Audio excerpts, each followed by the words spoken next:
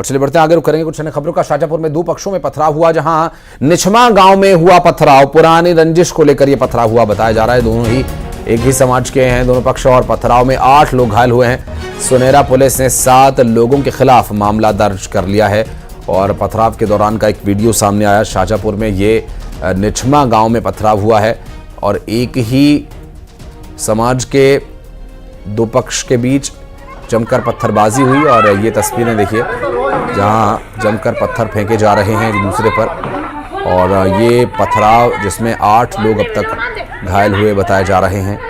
और वीडियो उस वक्त का जब पत्थरबाजी हो रही थी, और इस पत्थरबाजी में काफ़ी चोट आई है कई लोगों को, और ये 2 लोगों के बीच पथराव हुआ है।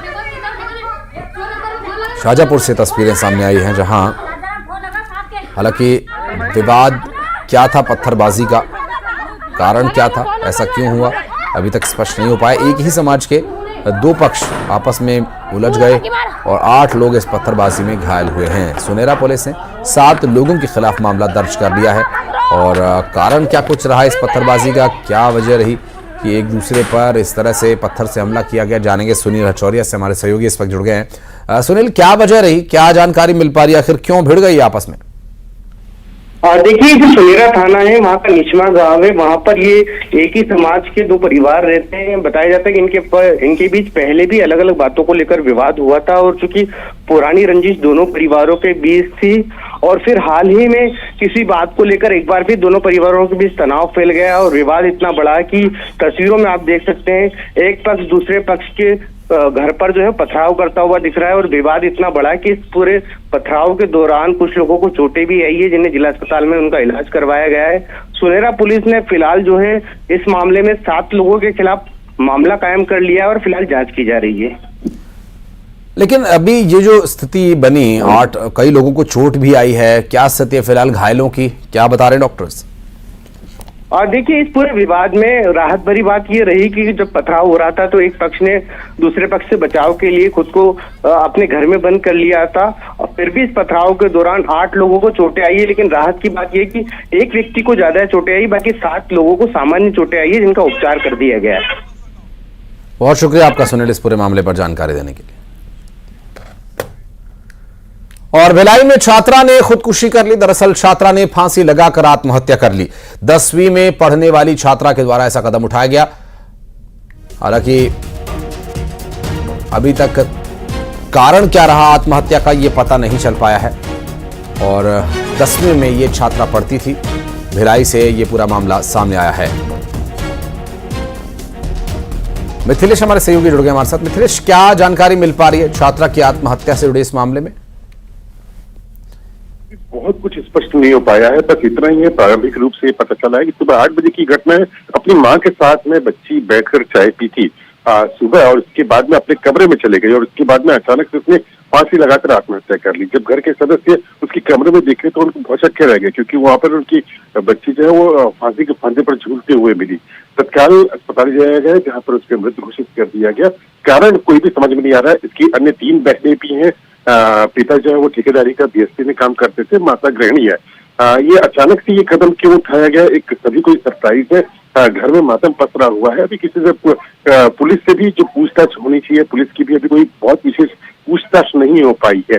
बस इतना ही है कि एक 10वीं में ये साल बच्ची गई थी, कक्षा 10वीं में, 9वीं पास करके 10वीं में पहुंची थी और उसकी पढ़ाई कर रही थी, और उसने इतना बड़ा कदम क्यों उठा लिया, सभी कोई काफी आश्चर्यचकित थे, क्योंकि ऐसा कोई भी कारण सामने नहीं था जिस वजह से वो फांसी लगाकर आत्महत्या कर ले। तो फिलहाल पुलिस की विवेचना जारी है, और विवेचना के बाद में शायद कुछ बातें सामने आए जिससे ये मालूम चल पाएगा कि आखिरकार वजह क्या रही थी इस मामले की।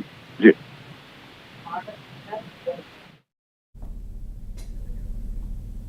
बहुत शुक्रिया मिथिलेश आपका इस पूरे मामले पर जानकारी देने के लिए। और नीट पेपर लीक मामले से जुड़ी एक बड़ी खबर आपको बता दें। सरकार की अब तक कड़ी कार्रवाई, पूरे मामले की तह तक जाएगी सरकार। सूत्रों के हवाले से मिल रही जानकारी, छात्रों के भविष्य से खिलवाड़ नहीं होने देंगे और नकलचियों की भेंट नहीं चढ़ेंगे मेधावी छात्र। सूत्रों के हवाले से मिल रही जानकारी, परीक्षा रद्द करना लाखों छात्रों के साथ अन्याय है और बहुत बड़े एक्शन की तैयारी में सरकार है अब तक। और सरकार के सूत्रों के मुताबिक कोचिंग इंस्टीट्यूट्स मामले को भड़का रहे हैं। मेधावी छात्र और उनके पेरेंट्स परीक्षा रद्द करने के खिलाफ हैं।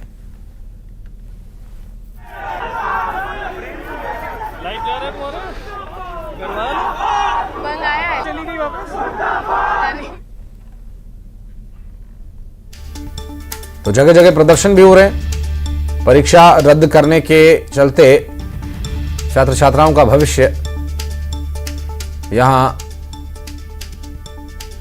खतरे में पड़ रहा है। तो ऐसे में जो छात्र छात्रा तैयारी कर रहे थे एग्जाम की और इस एग्जाम के कैंसिल होने की वजह से बड़ी समस्या उनके सामने है। और बढ़ते आगे, भोपाल में बीजेपी ने डॉक्टर श्यामा प्रसाद मुखर्जी की पुण्यतिथि के बलिदान दिवस का आयोजन इस पर किया और कार्यक्रम में सीएम डॉक्टर मोहन यादव और प्रदेश अध्यक्ष वीडी शर्मा शामिल हुए। दोनों ही ने डॉक्टर श्यामा प्रसाद मुखर्जी की प्रतिमा पर पुष्प अर्पित किए और उनके योगदान को याद किया।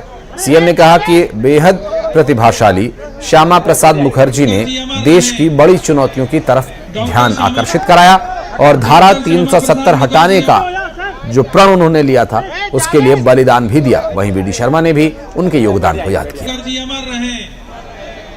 डॉक्टर श्यामा की छोटी सी आयु में कलकत्ता विश्वविद्यालय के कुलपति और बाद में मंत्री होने के बाद भी तुरंत मंत्री पद से इस्तीफा देकर के एक बड़े विषय को लेकर के जनता के सामने जाना और उससे बढ़कर के 52 के बाद जब उनने अपनी कदम बढ़ाए इस दिशा में कि मैं जम्मू कश्मीर की तरफ पूरे देश का ध्यान आकर्षित करना चाहता हूं।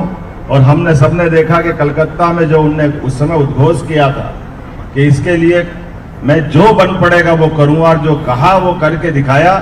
हम सभी कार्यकर्ता डॉक्टर श्यामा प्रसाद मुखर्जी जिन्होंने अपना बलिदान इस देश के धारा 370 को समाप्त करने के लिए लिया और उसके लिए जनसंघ बना और बाद में 1980 में अटल जी के नेतृत्व में भारतीय जनता पार्टी बनी। आज वो भारतीय जनता पार्टी देश के अंदर एक सर्वव्यापी दल, दुनिया का सबसे बड़ा राजनीतिक दल बना है। इसलिए हम सब कार्यकर्ता आज उनके पुण्यतिथि के इस पावन अवसर पर हम एक संकल्प लेकर कि माननीय प्रधानमंत्री नरेंद्र मोदी जी का 2047 के विकसित भारत के संकल्प को हम सब कार्यकर्ता अपनी अथक मेहनत और परिश्रम से पूरा करेंगे। और भिलाई वासियों को मिली बड़ी राहत। 48 घंटे के बाद फिल्टर प्लांट में आई तकनीकी खराबी को ठीक कर लिया गया है। फिल्टर प्लांट में जो खराबी थी उसे ठीक कर लिया गया और पानी की सप्लाई खराबी की वजह से बंद हो गई थी। अब भिलाई और रिसाली निगम क्षेत्र के लोग इससे प्रभावित थे और करीब आधे शहर को पानी नहीं मिल पा रहा था, लेकिन अब पानी मिल सकेगा।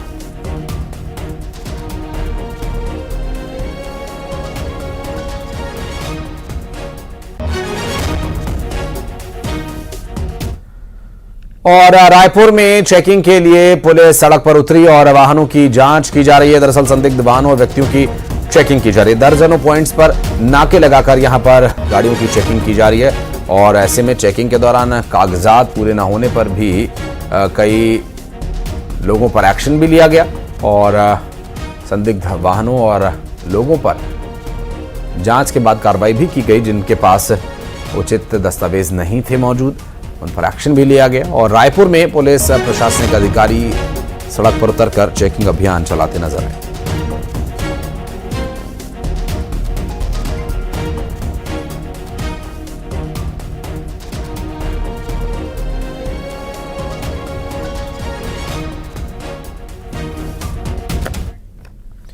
और सागर में बीजेपी नेता ने फांसी लगा ली। दरअसल बीजेपी के पूर्व पार्षद ने सुसाइड कर लिया। बता दें कि बलराम कोरी ने फांसी लगाकर जान दे दी। काकागंज वार्ड से पार्षद रह चुके हैं और अब पूरे मामले की जांच फिलहाल पुलिस कर रही है। आत्महत्या के कारण अभी तक स्पष्ट नहीं हो पाए हैं कि आखिर क्यों यह आत्महत्या की गई। पुलिस इस पूरे मामले की जांच पड़ताल में जुटी हुई है।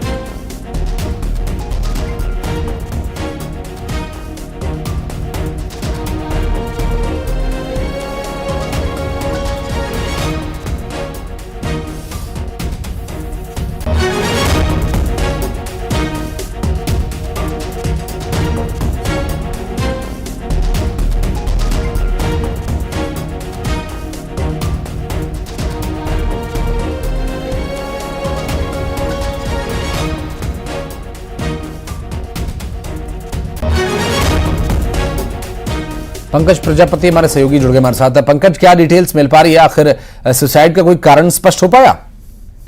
जी बिल्कुल, बताना चाहूंगा कि ये थोड़ी देर पहले का ही मामला है। पुलिस अभी मौके पर है और वो छानबीन कर रही है, लोगों से, उनके परिजनों से पूछताछ कर रही है कि क्या कुछ ऐसा मामला था, क्या ये परेशान चल रहे थे पहले से, या कोई ऐसी बात थी जो उन्होंने परिवारजनों से शेयर की होगी, किस वजह से जो है इन्होंने फांसी लगाकर आत्महत्या की है। क्योंकि बीजेपी के वरिष्ठ नेता रहे हैं, पहले पार्षद रहे हैं और काफी कद रहा है उनका पार्टी में, तो इस बाबत जो है सभी नेताओं का भी जो है उनके घर पे पहुंचना शुरू हो गया है। फिलहाल पूरा पुलिस जो है पूरे मामले की जांच में जुटी हुई है। जी, बहुत शुक्रिया आपका इस पूरे मामले पर जानकारी देने के लिए।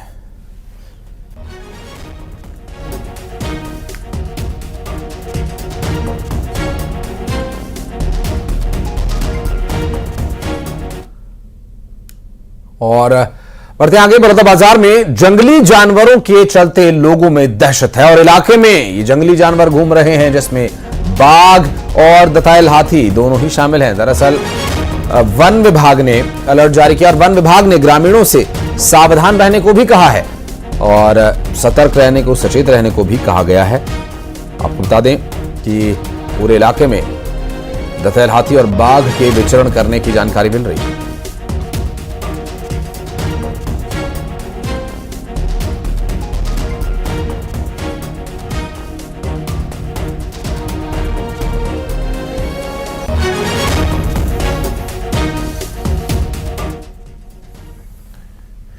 और सूरजपुर में हाथियों की दहशत से ग्रामीण अभी भी त्रस्त हैं, क्योंकि ग्रामीण के घर को भी नुकसान पहुंचा रहे हैं हाथी। दरअसल एक दल से बिछड़े हुए हाथी ने घर को नुकसान पहुंचाया। आपको बता दें कि दल से बिछड़े 2 हाथी दरअसल यहां घूम रहे हैं। जंगल की तरफ जाने के बजाय वो गांव की तरफ आ गए थे और हाथियों ने जंगल से सटे गांव में आकर उत्पात मचा डाला। दरअसल वन विभाग ने हाथियों से दूर रहने के लिए मुनादी भी करवा दी है, लेकिन अभी तक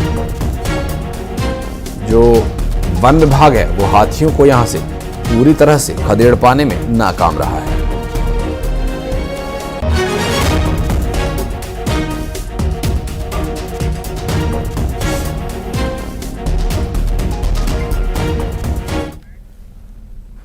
और मां दंतेश्वरी बस्तर की आराध्य देवी हैं और देश भर से भक्त माता के दर्शन के लिए यहां आते हैं। मंदिर में दान भी किया जाता है, लेकिन मंदिर को कितना दान मिला इसका कोई लेखा जोखा नहीं। हाईकोर्ट के आदेश के बाद भी मंदिर की संपत्ति का कोई सत्यापन नहीं हो पाया है।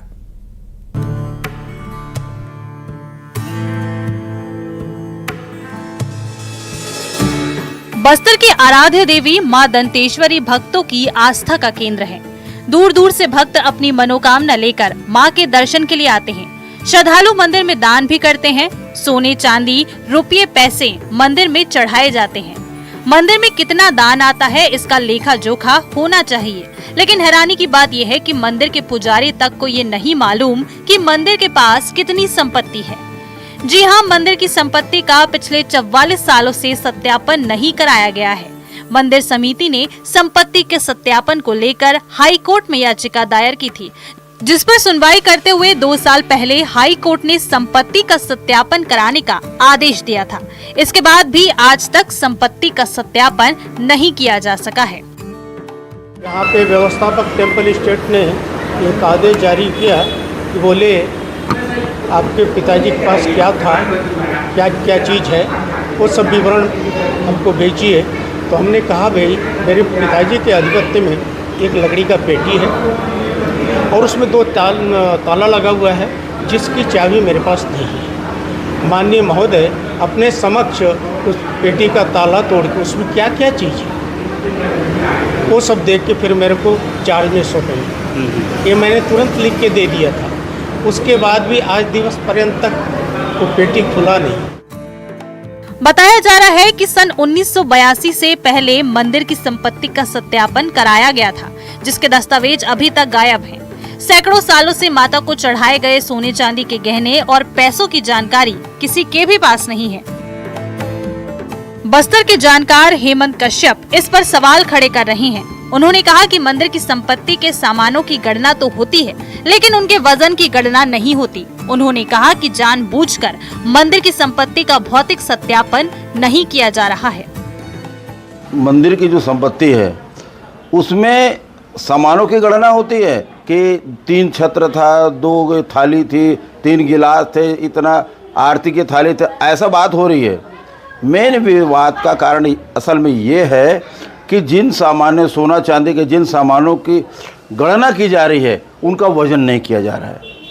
यदि मान लो छत्र का वजन पहले 5 किलो था तो आज की तारीख में 5 किलो नहीं है। उसमें जो झूमर लगे हैं या दीगर सामान लगे उसको कुछ तत्वों ने तोड़कर निकाल लिया है। तो जो छत्र 5 किलो का था आज उसको तोड़ेंगे तो हो सकता है 3 किलो का निकले, 4 किलो का निकले, तो फिर 1 किलो का आधा किलो उसमें का चांदी का आ गया। टेंपल कमेटी के सदस्य राजीव नारंग मंदिर की संपत्ति का सत्यापन न कराए जाने के लिए शासन प्रशासन पर आरोप लगा रहे हैं। इनका कहना है कि तहसीलदार से लेकर कलेक्टर तक कोई भी सत्यापन नहीं करा रहा है। उन्होंने कहा कि हर मीटिंग में ये मांग उठाई जाती है लेकिन कोई पहल नहीं की जा रही है। सत्यापन होना चाहिए, लेकिन हर बार शासन के द्वारा जब भी मीटिंग होती है बोला जाता है जो शासन के प्रमुख रहते हैं तहसीलदार साहब हो चाहे कलेक्टर साहब हो, हमेशा बोलते थे कि हाँ 10 दिन में खोल लेंगे, 15 दिन में खोल लेंगे, अगली बार खुल जाएगा, लेकिन आज तक नहीं हो रहा। इसके पीछे कारण समझ नहीं आ रहा कि क्या कारण है, लेकिन ये होना चाहिए, जल्द से जल्द होना चाहिए।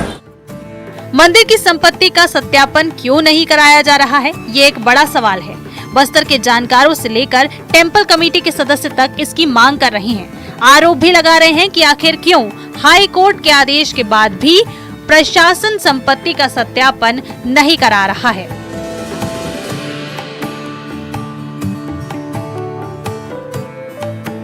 बस्तर से न्यूज़ 18 के लिए श्रीनिवास नायडू के साथ ब्यूरो रिपोर्ट।